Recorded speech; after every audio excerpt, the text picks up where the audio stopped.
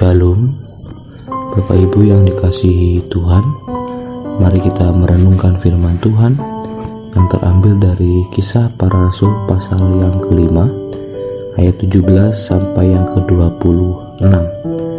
Kisah Para Rasul pada pasal yang kelima, ayat 17 sampai yang ke-26. Lembaga Alkitab Indonesia memberikan judul Rasul-rasul dilepaskan dari penjara.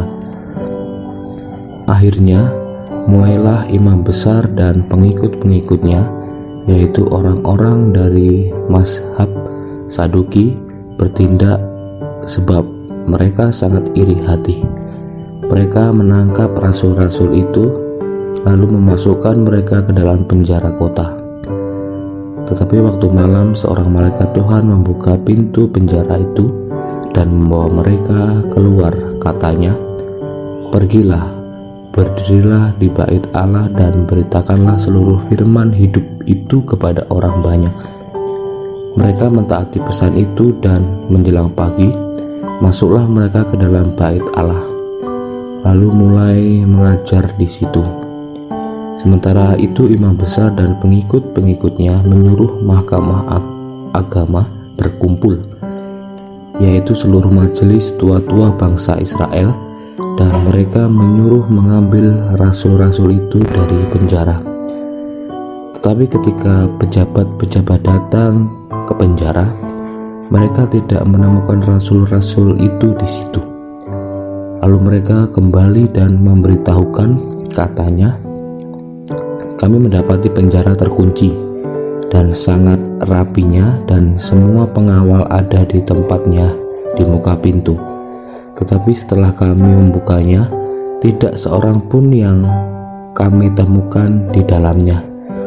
Ketika kepala pengawal bait Allah dan imam-imam kepala mendengar laporan itu, mereka cemas dan bertanya apa yang telah terjadi dengan rasul-rasul itu. Tetapi datanglah seorang mendapatkan mereka dengan kabar, "Lihat, orang-orang yang telah kamu masukkan ke dalam penjara ada di dalam bait Allah, dan mereka mengajar orang banyak." Maka pergilah kepala pengawal serta orang-orangnya ke bait Allah, lalu mengambil kedua rasul itu, tetapi tidak dengan kekerasan, karena mereka takut kalau orang banyak melempari mereka. Bapak Ibu yang dikasihi Tuhan, renungan pada saat ini diberikan judul Pekerja Kristus yang Tangguh.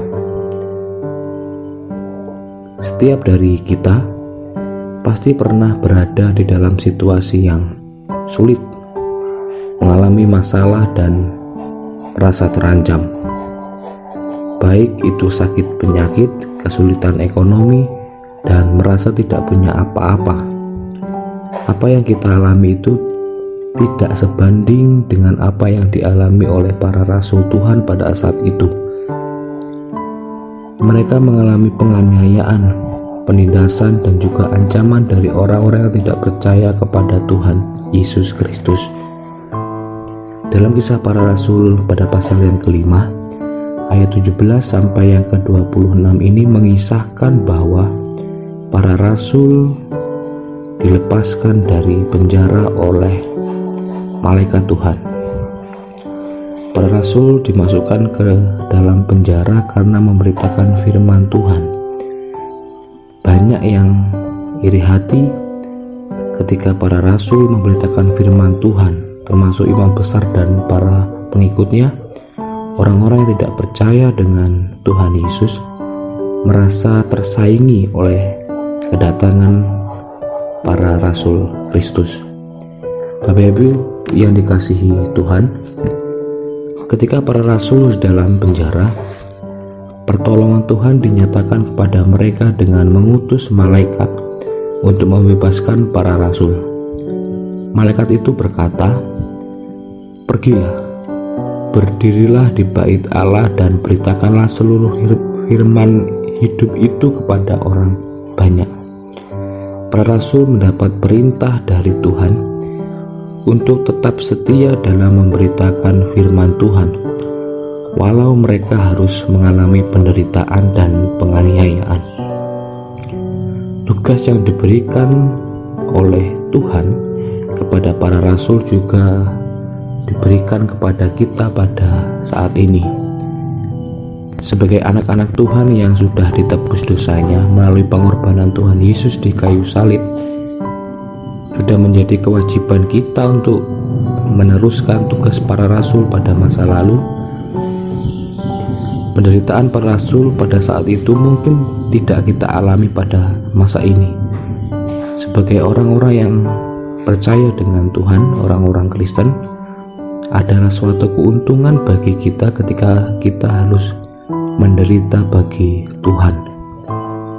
Tapi tidak semua orang Kristen tahan akan penderitaan dalam mengikut Tuhan. Rasul Paulus berkata, "Karena bagiku hidup adalah Kristus dan mati adalah keuntungan."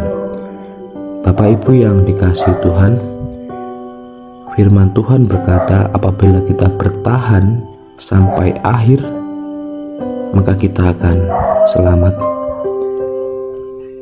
Mari kita meneladani apa yang dilakukan oleh Rasul Allah pada zaman itu, yang walaupun mengalami penderitaan, tetapi mereka tetap setia dalam memberitakan firman Tuhan. Kita juga hendaknya bersikap sama.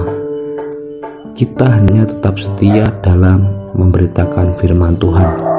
Ketika Tuhan mengutus kita, maka Tuhan akan membekali dan memberkati kita. Bapak Ibu yang dikasihi Tuhan, para rasul mati untuk Tuhan, mati untuk memberitakan firman Tuhan, dan mereka setia sampai akhir, sampai dengan mereka mati. Kita pada saat ini, mari kita meneladani semangat para rasul itu untuk setia memberitakan firman Tuhan.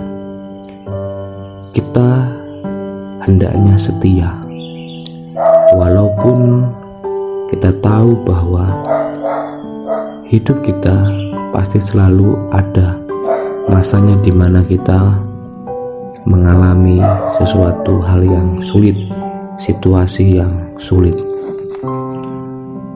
Mari kita menjadi pekerja Kristus yang setia dan tangguh, walau rintangan menghadang dalam kehidupan kita. Hendaknya itu menjadi semangat dalam kita, bukan menjadi halangan, tetapi menjadi semangat untuk bisa meneruskan tugas yang diberikan Allah kepada para rasul pada zaman itu. Kita juga hendaknya bisa menjadikan mereka sebagai teladan dalam memberitakan firman Tuhan. Selamat menjadi pekerja Kristus yang tangguh. Amin.